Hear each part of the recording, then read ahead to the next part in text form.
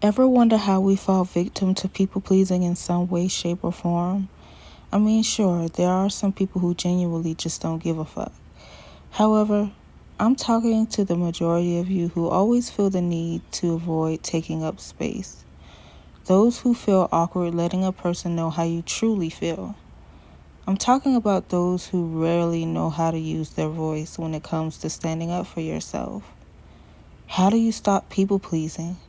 How did I stop people pleasing? How did I stop pleasing people? How do I catch myself when I find myself being disrespected? How do I stop this bad habit? Here goes something. It all started when I attended my first day of school in kindergarten. I had a friend who bullied me until we eventually became friends, and I did everything I could to impress her, or at least try to impress her. Then as I continued throughout grade school, I found myself being the center of attention in not the best way. I was always second best and trying to prove to boys why I was the girl for them. I also attempted to prove myself to join the girl clique.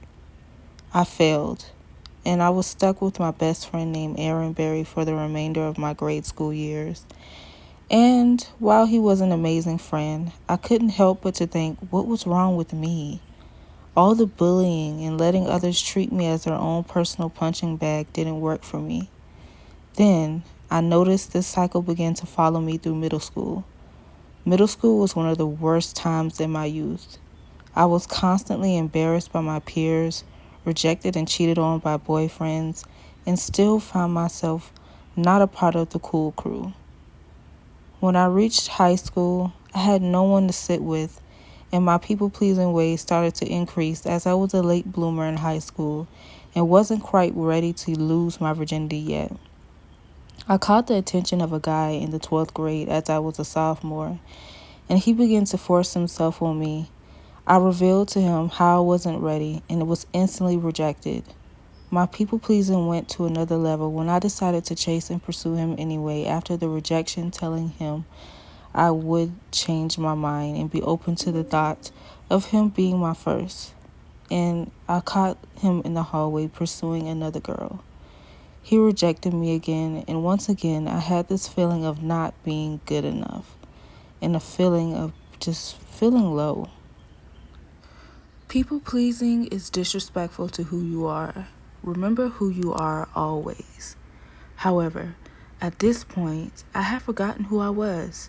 As a child raised by her grandmother, I was heavy in the church and found some church friends.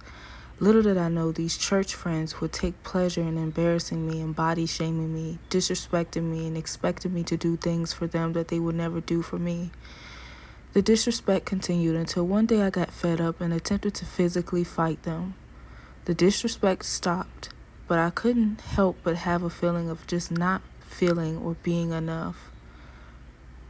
The people-pleasing got worse, and the people-pleasing continued on in my personal life as my very first serious relationship was one-sided as I was the breadwinner, the person who was expected to cook, clean, and take care of them while I received nothing in return. Even my partner's mother would take his side, and nothing I did was ever good enough for her son. Eventually, he left me due to jealousy of me receiving closure from my parents who abandoned me in my life after 21 years. Once again, I was left feeling not good enough. Jobs, people I was in relationships with and friendships with continued to still make me feel as if nothing I did was good enough. Recently, there was a fight that broke out with a stranger and a friend of mine, and instead of my friend understanding that I had her back, she overstepped her boundaries by snatching my phone out of my hand while having an angry outburst and telling me what I should have done to have her back. Stunned and shocked at her behavior, I allowed her to go on until the next day when I woke up. I went on a walk with her, validating her feelings, but I spoke up for myself, stating my pure intentions and my side of the story in regard to what truly happened and why what I did was on her behalf and in her best interest.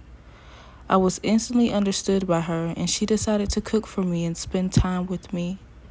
I have made plans internally to take some time to detach myself from this relationship in an effort to set solid boundaries and to make sure that I am leading by example by respecting myself.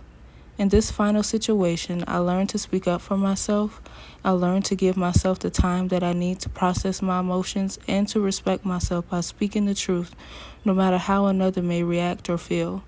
I'm learning that I deserve to take up space because I am worthy, I love myself, and most importantly, the best realization I have come to is that I am enough.